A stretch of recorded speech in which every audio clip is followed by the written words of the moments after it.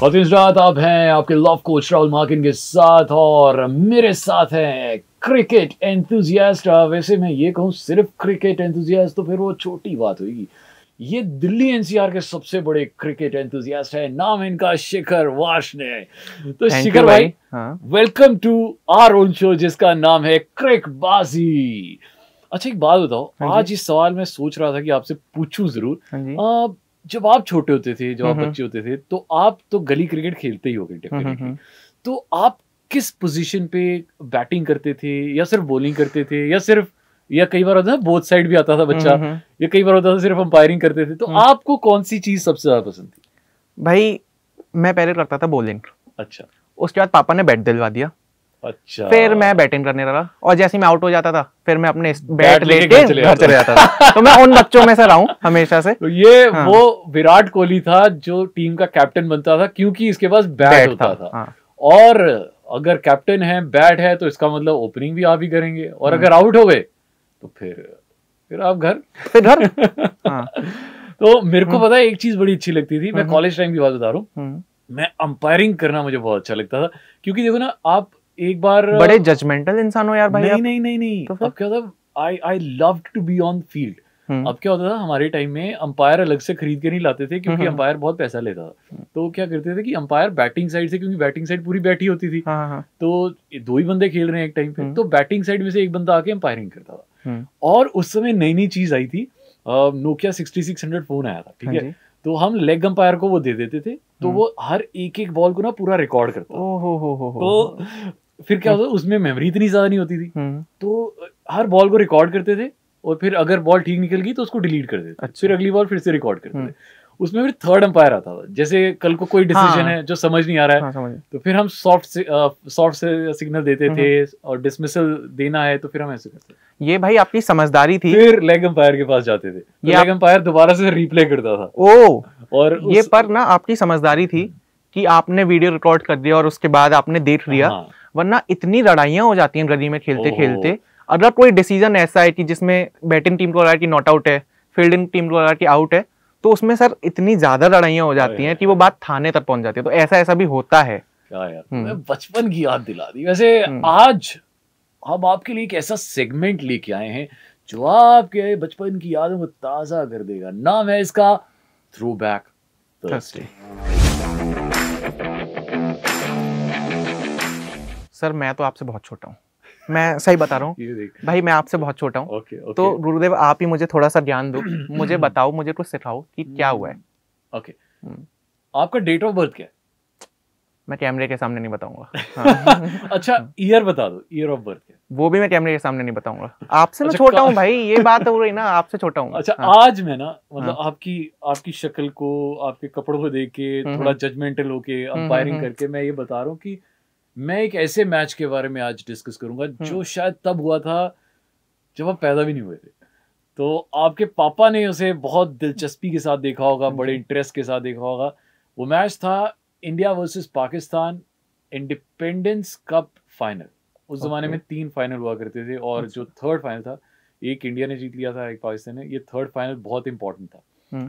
तो मैं क्यों इसे इतनी पीछे से लेके आ रहा हूँ, मतलब 20 साल से भी ऊपर हो गए, क्यों मैं इसको इतनी ऊपर से लेके आ रहा हूँ? बताओ। हाँ, वो इंडिया वर्सेस पाकिस्तान है तो मुझे वहीं लग रहा है कि कुछ तो हैवी रहा होगा, कुछ तो खतरनाक रहा होगा। कहा जाता है कि ये इंडिया पाकिस्तान का one of the most favourite match जो आज भी यूट्यूब पे बार बार देखा जाता है। मिलियंस ऑफ व्यूज हैं जी इसके। तो फिर तो सर मैंने भी देखा ही होगा, तो आप शुरू करो बताना। तो ये मैच था इंडिपेंडेंस कप फाइनल, ढाका के नेशनल स्टेडियम में हुआ था। और तब तेंदुलकर, सौरव गांगुली, ये सब लोग हुआ करते थे। मोहम्मद अजहरुद्दीन तब कैप्टन थे, रॉबिन सिंह होते थे ऑलराउंडर।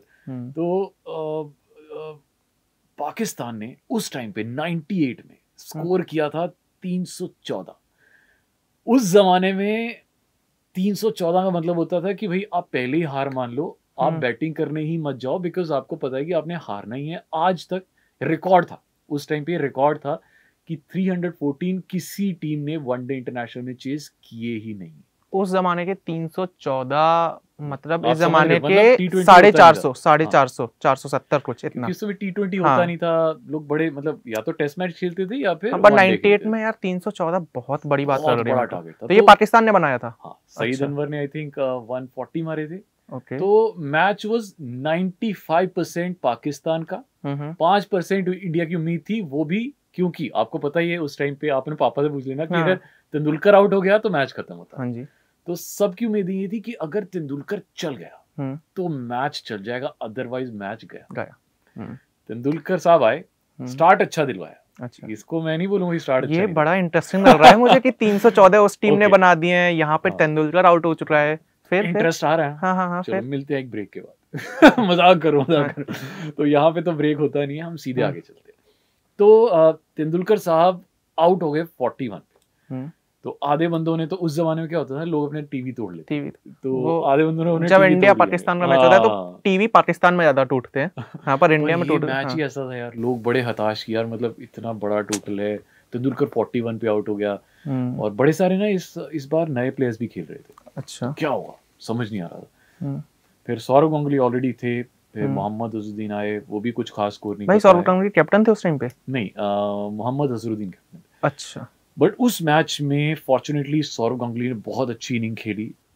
तो ये वो वक्त था जब सौरव गांगुली के बांग्लादेश में बहुत तगड़ी फैन फॉलोइंग थी। दादा, हाँ, तो दादा को सपोर्ट मिल रहा था नेशनल स्टेडियम का, ढाका का। तो उन्होंने दबा के शॉटें मारी। पहले वो तेंदुलकर के साथ बहुत आराम से खेल रहे थे, अगर तेंदुलकर मारेगा तो मैं आराम से। तेंदुलकर के आउट होने के बाद सारा भार उनके नाजुक कंधों पे आ गया। सो ही मेड 124। और उनका साथ निभाया रॉबिन सिंह ने, शायद। हाँ, उन्होंने ये कौन है रॉबिन सिंह? भाई मेरे को नहीं पता। मैं रॉबिन और थप्पा को जानता हूँ, रॉबिन सिंह कौन है मेरे को नहीं पता। अच्छा, रॉबिन सिंह एक ऑलराउंडर थे, बहुत अच्छी बैटिंग करते थे, बॉलिंग भी करते थे, फील्डिंग बहुत अच्छी करते थे। अच्छा, तो समझ लो, अगर मतलब आज के जमाने में अगर युवराज सिंह है तो पुराने जमाने में वो रॉबिन सिंह। ओके। तो भाई साहब रॉबिन सिंह ने बहुत अच्छा स्कोर कर लिया। फिर वो आउट हो गए। अच्छा। और फिर क्योंकि सबकी धड़कनें तेज इसलिए हो रही थी क्योंकि आज तक इतना बड़ा टारगेट स्कोर हुआ ही नहीं था वर्ल्ड में, मतलब ना ऑस्ट्रेलिया ने किसी। और आप एक ऐसी टीम के अगेंस्ट खेल रहे हैं जो वर्ल्ड की सबसे बेस्ट बॉलिंग साइड है। धड़कनें मेरी भी तेज हो रही हैं सर, जल्दी बताओ सर जल्दी बताओ। तो इतनी खतरनाक बॉलिंग थी यार उनके पास। तो सकलेन मुश्ताक इतनी जबरदस्त स्पिन करा था, 4 विकेटें ले गया था।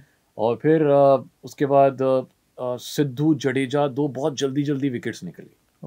नयन मोंगिया बहुत जल्दी आउट हो गए 9 रन पे। तो फिर एंड में बचे थे कानितकर और ऋषिकेश कानितकर। वो उन्होंने नाम नहीं सुना होगा शायद। नहीं भाई मैं नहीं सुना। तो ऋषिकेश कानितकर और जवागल श्रीनाथ। तो श्रीनाथ का सुना है मैंने नाम। तो ये दोनों भाई साहब आ गए। लास्ट विच आई रिमेम्बर 12 बॉलों में 19 रन चाहिए थे और फंस गया था मैच। कितने विकेट कितने हो गए थे? विकेट आई थिंक 7 3 विकेट रही थी। मतलब टेरेंडर्स ही बचे। भाई और शायद लास्ट ओवर में 6 बॉलों में 9 रन चाहिए थे, ऐसा था कुछ।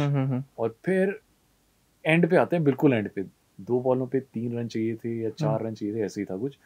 और उन्होंने फिर सेकंड लास्ट बॉल पे कानितकर ने, ऋषिकेश कानितकर ने सेकंड लास्ट बॉल पे चौका मार के मैच जिता दिया। जीत रही ना जीत रही ना, जीत गए ये आपने 98 की धड़कनें मेरी यार अब बढ़ा दी भाई। तो ये उस टाइम का हाईएस्ट सक्सेसफुल चेज एवर था। और इंडिया ने फिर वो ट्रॉफी लिफ्ट की थी। शेख हसीना जो प्राइम मिनिस्टर थी बांग्लादेश की, उन्होंने ट्रॉफी दी मोहम्मद अजहरुद्दीन को। और फिर उन्होंने बताया कि मेरी टीम ने बहुत अच्छा परफॉर्म किया। फिर उन्होंने एक कहा कि एक नए प्लेयर आए हैं जिनकी बॉलिंग मुझे बहुत अच्छी लगी, I will definitely love to mention his name. उनका नाम था हरभजन सिंह। तो उस जमाने बिल्कुल नए आए थे। तो उन्होंने ये भी कहा था कि ये प्लेयर ऐसा है जो आगे जाके बहुत तरक्की करेगा, बहुत अच्छा खेलेगा, इसकी बहुत बड़ी तगड़ी जो कि थी भाई 400 विकेट है ना, छोटी बात नहीं है। तो मतलब प्रेसिडेंट साहिबा सही थी उस टाइम पे भी। बिल्कुल। तो अब हम सही होते हैं आज की प्रेडिक्शन को लेके या नहीं, ये तो हमारा अगला सेगमेंट ही बताएगा। क्योंकि आज मैच है दिल्ली वर्सेस राजस्थान। हमको कहते हैं दिल्ली फैन, ऑन कर लो handycam from AM to PM, बंदे एट योर सर्विस मैन। मैं हूं राहुल मागिन, मेरे साथ है शिखर वाशने, और जनाब वेलकम है। आज की जो प्रेडिक्शन है, आज का जो बहुत ही इंपॉर्टेंट मैच है between Delhi and Rajasthan Royals. तो जनाब ये मैच बड़ा ही खतरनाक अमेजिंग होने वाला है। दिल्ली की स्पिरिट्स एकदम हाई हैं आफ्टर देयर फर्स्ट मैच। भाई साहब उन्होंने तो कमाल ही कर दिया। और फिर बात करते हैं राजस्थान की स्पिरिट्स भी हाई होंगी बहुत है यार। उन्होंने मतलब they were this close to winning the match against Punjab. Sanju Samson played so really well, मतलब उसके करियर की शायद से बेस्ट इनिंग्स होगी जो हम कह सकते हैं। एंड सबसे बेहतरीन ये कि कैप्टन बनने के बाद पहला मैच और पहले ही मैच में 119 रन, ये एक आईपीएल का अपना रिकॉर्ड है। आज तक किसी कैप्टन ने डेब्यू मैच में 119 नहीं मारे थे। बट एक चीज जो मुझे कैप्टन साहब की खराब लगी वो ये कि आपने दुनिया भर का पैसा क्रिस मॉरिस पे खर्च किया है यार, उसे रन रहने देते यार। क्या पता वो बॉलर है एक तरह से। और आप देखो, आप 64 बॉल्स ऑलरेडी खेल चुके हो, वो बंदा वो नया नया है, 4 बॉलें खेली हैं, तो आपको ना अपने आप को बैक करना जरूरी था। और वो टाइम भी ऐसा था कि अगर वो मिस कर जाता तो फिर पूरी दुनिया ने संजू के पीछे पड़ना था कि भाई सिंगल क्यों लिया। तो मॉरिस ने कितने दो एक तरफ कुआ था, एक तरफ खाई थी, तो वैसा सीन अच्छा किया उसने, स्ट्राइक रखी। और लास्ट बॉल नहीं बन पाया यार, चौका। देखो ना, अगर वो चौका भी हो सकता था, वो छक्का भी हो सकता था, और वो आउट भी हो सकता था, तो कोई भी हो गया आउट। अब क्या हाँ। तो ये हम कह सकते हैं कि वो मतलब जीता हुआ मैच था जो हार गए। अगर तो संजू सैमसन का साथ रियान पराग थोड़ा और निभाते। पराग इतना अच्छा खेल रहा था ना, छक्के छक्के मार रहा था, और मुझे लग रहा था अगर वो 3-4 बॉलें और खेल जाता, 1-2 छक्के और मार जाता, मैच फिर तो मैच राजस्थान की साइड आना था। हाँ। तो इस मैच की बात करते हैं। दोनों टीमें बहुत अच्छी लग रही हैं ऑन पेपर्स, तो चलो इसी बहाने भाई मैं आपको जो बताता हूँ ना हर बार कि दोनों टीम का जब क्रैश होता है तो कौन कितना जीता है, ये बड़ा मुश्किल हो गया है आज के मैच में। क्यों?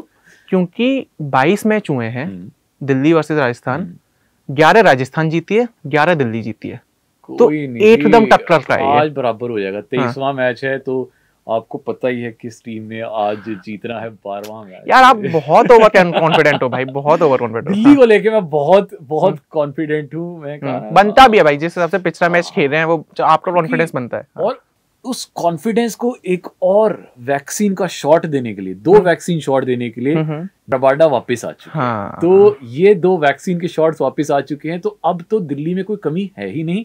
प्रॉब्लम ये है कि किसको निकालना किसको, क्योंकि आवेश खान बहुत अच्छी बॉलिंग की, बहुत अच्छा खेले लास्ट मैच। धोनी को आउट कर दिया उस चक्कर में, मतलब किसको निकालेंगे यार, आप बताइए।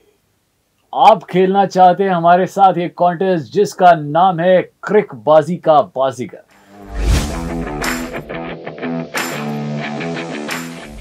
तो आपसे मैं ना एक बड़ा ही सिंपल, एक बड़ा ही छोटा सा सवाल पूछना चाहता हूँ। ये बहुत ही आसान सवाल है, बहुत ही ज्यादा आसान सवाल। आपको बताना है कि कौन सी टीम है जिसने पिछले 5 सीजन में लगातार प्लेऑफ्स के लिए क्वालिफाई किया है।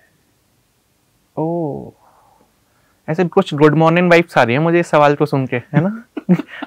ये थोड़ी सी हमने हिंट दे दी है, तो आपको समझ पाओ तो आप समझ जाना। जी हाँ, और आपको इसका आंसर जो है ना हम रेडियो पे अनाउंस करेंगे फीवर 104 FM पर। और अगर आप उन लकी विनर्स में एक हुए तो आपको मौका मिलेगा एक इनाम जीतने का। वो इनाम क्या है, हम उसके लिए भी थोड़ा सा सस्पेंस डाल के रखेंगे।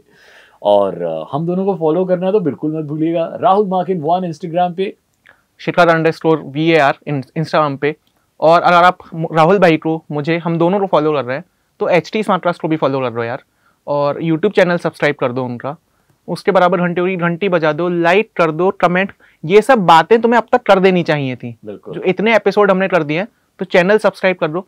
और अगर आप ये ऑडियो पे सुन रहे हो तो htsmartcast.com पे जाओ, और ऐसे बहुत सारे पॉडकास्ट हैं जो हमने बनाए हुए हैं, तो वो आप जाके सुनो और सुनते रहो नए नजरिए से। हम एक बार फिर वापस आएंगे अगले मैच में यही ट्रिकबाजी करने।